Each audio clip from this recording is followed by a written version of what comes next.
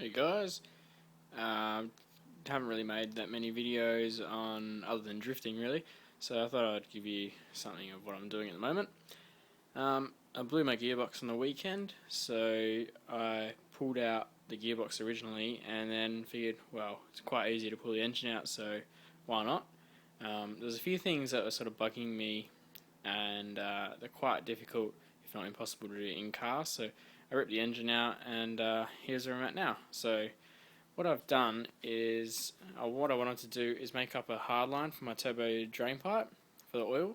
Originally I had basically a little short pipe like this coming out of the turbo, and then I had the rest is rubber hose with braid on it, but it still melted even with the braid, and it just looked shit, and it was in the way of my wastegate, and it was just caused all sorts of problems, so I wasn't really happy with it from day one. But it was sort of like a thing when I got my turbo. I just wanted to put it on and forget about it, and pretty bit me in the bum really. It was also leaking, and yeah, so I wasn't happy with that. So what I did is I made up a hard line. So this is like 3mm thick steel tubing and 3mm wall thickness, 12mm inner diameter and 19mm outer diameter. So not really 3mm. This is the first attempt. You can see I just tacked on the flange. I cut this off the old one, but the flange was pretty horrible condition, and I just bent it with the oxy and the screwdriver. It was pretty much a lot of attempts of bending, checking, and it sort of turned out pretty bad. I mean, I could have run it, it would have been fine, but obviously I welded the flange, but it looked pretty horrible, and that's just not me. I like to make things pretty. So, remade this one with the help of my friend, who is a boilermaker, and made a new flange up, welded that on, and as you can see, a bit nicer bends, because we knew where they had to go now. So yeah, we made it a lot nicer, neater, and then I just chucked on some high temp paint, VHT paint I think it is. So before, basically what I had is I had a problem with when my drain pipe came out, the rubber hose is really close to this V-band clamp, but it made it really difficult to get my V-band clamp off, and the whole idea of a V-band is to make it easy, so kind of defeated the purpose. Now the hard line comes out here, so it's well away from the V-band clamp, so it makes it really easy to take off my wastegate, put it on and take it off, so that's good. So yeah, this hard line will pretty much bolt on the bottom of the turbo and go all the way to the block, and then it stops about 150mm before the block, or so 100mm, and then I use a little bit of rubber hose. You can't have hardline directly to the block because vibrations will eventually crack the outlet or just put pressure on the turbo fitting and it'll probably leak, so a little bit of flex just takes up the vibration.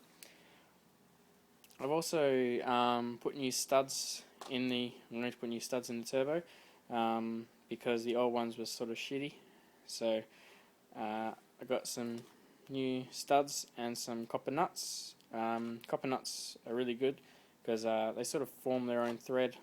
Well, they have a thread in them, but they're sort of tapered and they'll form their own thread onto the stud and they lock on. They're quite difficult to get off again, but they won't vibrate off, which is what other nuts do, no matter what you get really.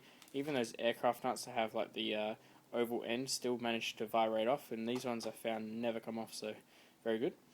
When I'm assembling it, I'm going to be using some anti-seize, nickel anti-seize. This is for high temp, so for your exhaust applications. Any anti-seize will really work. That makes it so it's easy to get off again. It'll still torque up, it'll still hold, but when you want to take it out again, it won't bind up, it won't snap the stud or anything like that, hopefully, fingers crossed.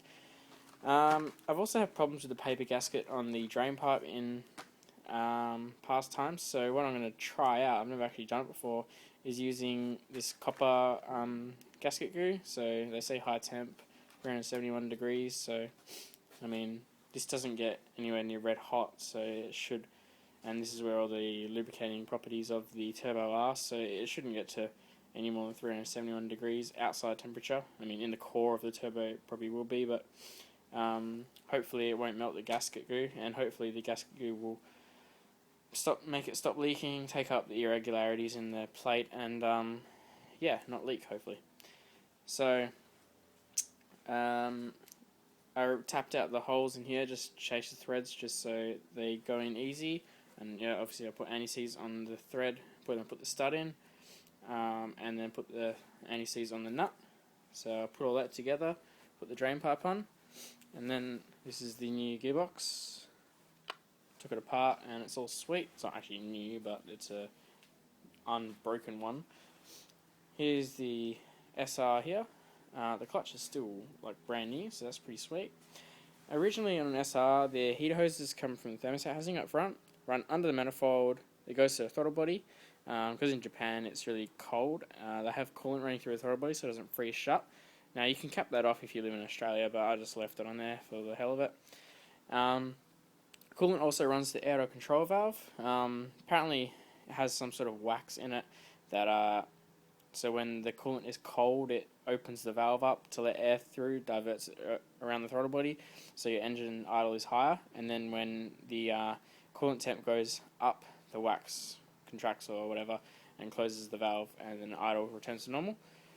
So I need to keep coolant flow to the air control valve, which is a bit of a bummer because I could have just looped it up at the thermostat housing under there. Unfortunately I had to go all the way here, but usually they go under the manifold all the way to the back and then into the cab of the car.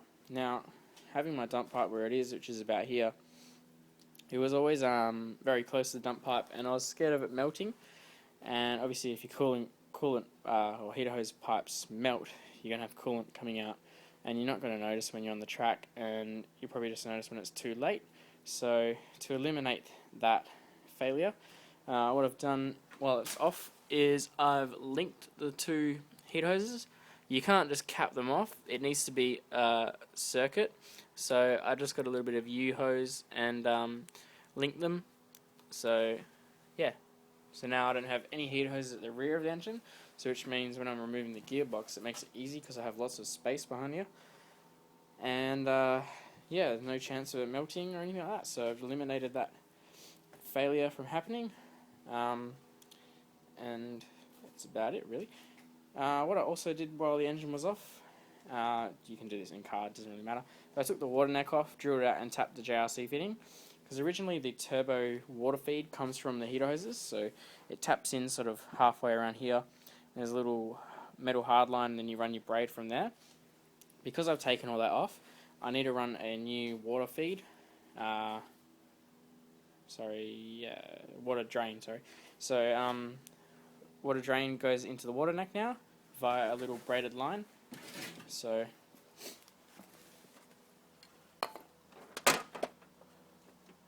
this is my water drain hose,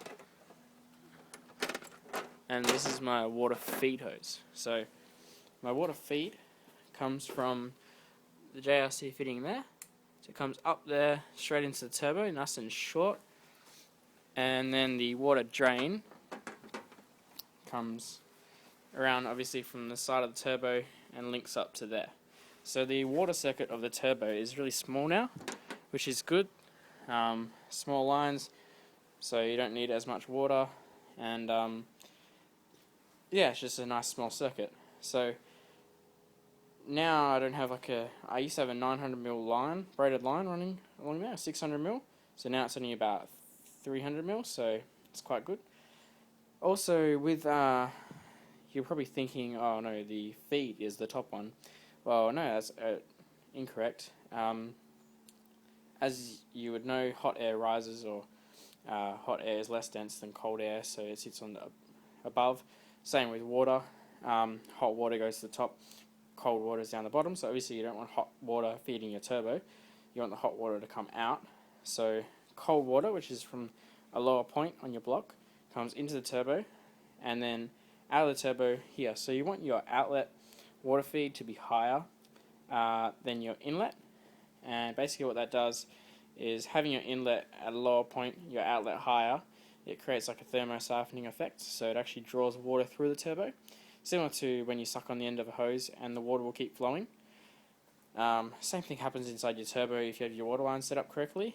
So when you turn your car off, you actually don't need to have a turbo timer or anything like that if you have a water cooled turbo and it's set up correctly. the water will actually keep on siphoning through the turbo and cool it down. So that's the benefit of having a water cooled turbo.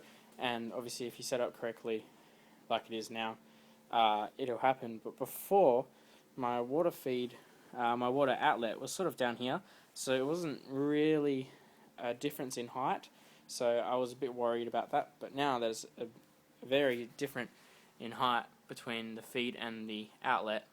I'm quite sure that it's going to be fine. So yeah, that's about it.